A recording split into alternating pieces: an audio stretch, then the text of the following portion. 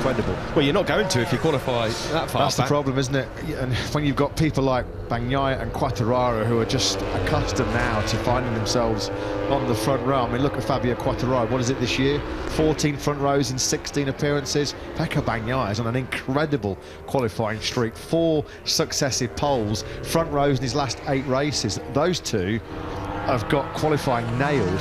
Not a problem at all. That's an area where this man has got to find speed, because it's so difficult in races to challenge for wins when you are qualifying so far back.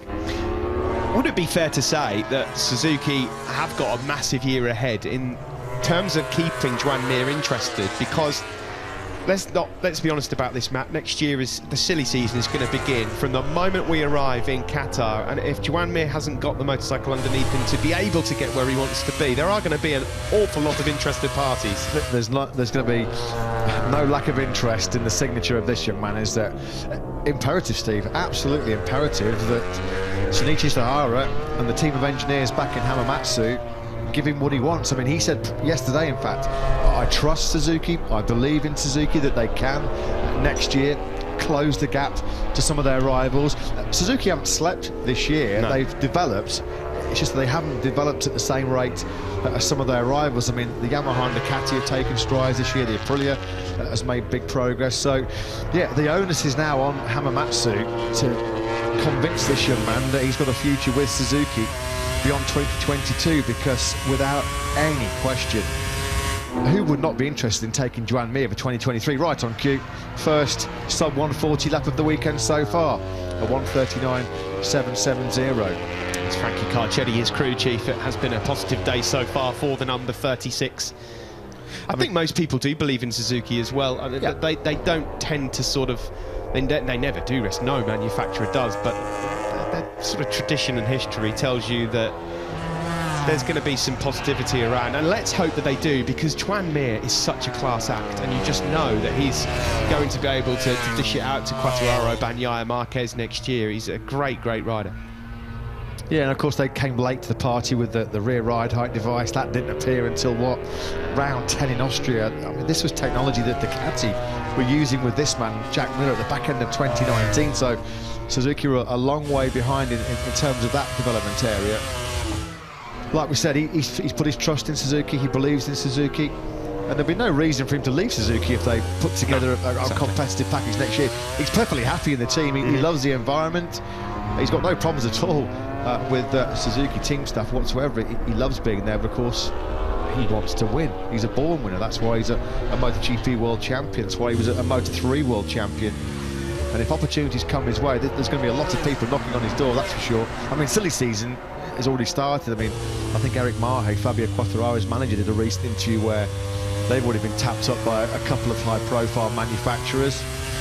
I wouldn't imagine that Yamaha are going to waste too much time. If you think back to contract time in the past with Yamaha, as Joan Mir puts another brilliant lap together here, a 1:39.680. The last couple of times we've had contract renewal time, Maverick Vinales and Valentino Rossi have been signed up in January, February time, and that's only, what, 2 or 3 months away? So you've got to imagine that, well, of course they will have done. Lynn Jarvis and Eric Mahe, I'm sure, have already had a lot of discussions about a renewal for Fabio Quartararo in 2023, and I'm sure Yamaha are very keen to get that deal done January, February time, like they have done with Vinales and Rossi over the last 3 or 4 years. Don't get yourselves into a big bidding war. Get the deal locked down and get Fabio signed up for a minimum of another couple of years. That's going to be mission number 1 in 2022 for Yamaha management, certainly. Yeah, they cannot afford to let him go. They just cannot. Just over a minute left here. Mir then improved to a 39.680. Bagnaia improved his time. He stays second. Zarco's about to climb up into 3rd place. And Brad Binder's estimated P13 as well. I think you're going to need a big checkbook as well to price Fabio away from Yamaha. He doesn't forget the fact that they were the manufacturer that took the gamble on him. His career was sort of meandering around mid-pack in Moto2 when he was picked up by Yamaha in the summer of 2018. He seems like a very loyal character, doesn't he, as well? Fabio Quartararo, he won't forget quickly that they were the brand that brought him into MotoGP. And why would he leave right now? He loves life. He's the world champion. As Jack Miller goes top with a 1:39.611. Another good day for the Australian. It's about to be better though by Fabio Quartararo. Here comes the world champion, and Bagnaya's on the money again as well. Brad Binder's got one more flying lap. He's just climbed up to 11th, but here comes Fabio Quartararo, the world champion, across the line, and a 39.390 puts him back on top. What a Friday this has been for Fabio Quartararo. Pricked my curiosity this morning when he topped the opening practice session. It was the first FP1 he's topped since Barcelona last year, which I thought was incredible, absolutely astonishing, given how fast he normally is. I guess it shows in some respects how much he focuses in FP1 on just working on his race setup and getting some idea about the tyres early on. Alex Marquez had a superb second session here in Portimao. He's just gone back up to 5th with a 1:40.042. He's just been bettered by the man who replaced him in Repsol Honda, Pol Espargaro. So there's now 5 riders in the 1:39s as Mir goes in hot at turn 5.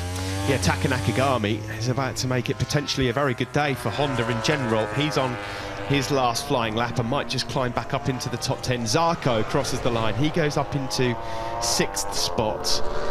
So just outside the top 10 at the moment. Danilo Petrucci, not a bad effort from him at all. Vinales, and Nakagami does go up into 8th, which pushes Morbidelli out. And right here, wasn't in April, in FP1, monster crash for Taka Nakagami, breaking down the hill into the first corner. That's why he struggled so much in Portimao 1 7 months ago. Well, he's the world champion, and it's been a fabulous Friday for Fabio Quartararo. Fastest this morning with a late charge in FP1. He's repeated that as well in FP2, or has he? Pecco Bagnaia trying to deny the Frenchman. Top spot here. Pecco's deep into the 4th sector. The checkered flag is out. Alex Rins goes up 6 places, 16th to 10th now. Then will Quartararo hold sway at the end of the day? Looks like he will. Bagnaia improves down to a 1:39.522, but still just over a 10th behind Quartararo. Fantastic for Fabio, miserable for Miguel. Oliveira does not improve. He finds a slightly better time than this morning at 40.9, but he's 1.5 seconds off, down in 19th spot. Yeah, not a bad job by Danilo Petrucci. He's going to be the top KTM man in that session, but down in 13th place, 8 tenths back. It looked like Andrea Dovizioso was the only rider towards the back end of that FP2 session that didn't lock down in time attack mode. He persevered with the Michelin hard rear tyre. Yeah, the body language says it all. A supreme and superior display on Friday here from Fabio Quartararo.